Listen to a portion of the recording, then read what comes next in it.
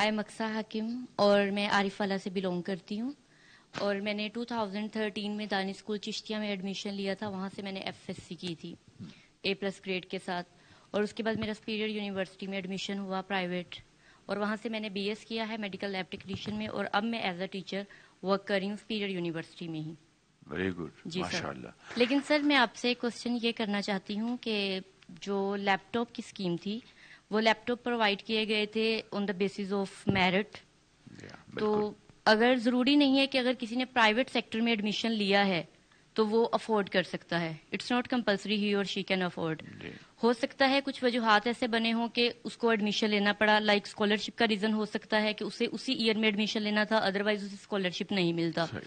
تو لیکن جب ابھی لیپ ٹاپ دیے گئے ہیں تو وہ صرف گورنمنٹ سیکٹر کے بچوں کو ہی دیے گئے ہیں، جبکہ پرائیویٹ میں پڑھنے والے بچے کے بھی اگر مارکس اتنے ہیں، اتنا میرٹ اس کا ہے، تو اس کو پرووائڈ نہیں کیا گیا. یہ بڑا اچھا سوال کیا آپ نے. پہلی بات تو یہ ہے کہ آپ، مجھے بڑی خوشی ہے کہ آپ دانی اسکول سے آپ نے تعلیم حاصل کی.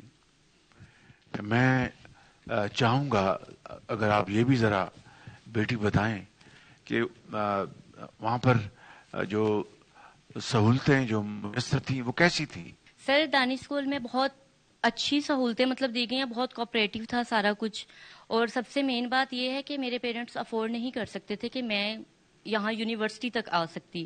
میرے فادر جو ہیں وہ فارمر ہیں، تو بیسیکلی وہ افورڈ نہیں کر سکتے تھے. یہ آپ کی وجہ سے ہی ہے کہ میں ماشاءاللہ اب اتنی سکسیزفل پرسن ہوں. میرے خیال میں میرے اور بہن بھائیوں میں سے کوئی بھی اتنا سکسیزفل نہیں ہوا جتنی میں ہوں. اس کے لیے میں آپ کی بہت تھینکفل ہوں. تو اور ویسے بھی وہاں پہ جو ہمیں انوائرمنٹ دیا گیا تھا دانی اسکول میں وہ بہت اچھا تھا، فرینڈلی تھا، ٹیچرز بہت کوآپریٹو ہیں، اور باقی ہر لحاظ سے ہمیں اسپیچز کروائی جاتی تھی تاکہ ہمیں اس قابل ہو سکے کہ ہم بات کر سکیں. اگر میں اتنی کانفیڈنٹ ہوں تو بیسیکلی میں اسی وجہ سے ہی ہوں. Thank you. یہ آپ نے اپنے سوال کا آدھا جواب خود دے دیا ہے. مثال کے طور پر بیٹی آپ نے کہا کہ آپ کی جو فائنینشیل مضبوط نہیں تھی اور آپ عام حالات میں تعلیم افورڈ نہیں کر سکتی تھیں بیکاز آپ کے والدین کے پاس وہ وسائل نہیں تھے. تو الحمدللہ دانش اسکول میں آپ کو فری ایجوکیشن ملی، آلموسٹ بورڈنگ اینڈ لاجنگ، ہر چیز. اب اگلا جو سوال آپ نے کیا وہ بڑا امپورٹنٹ ہے کہ لیپ ٹاپ جو ہیں یہ میرٹ بیسڈ، اس کے دو کرائٹیریا ہیں. ایک میرٹ یعنی ہائی پرفارمنس، اور دوسرا فائنینشیل بیک گراؤنڈ.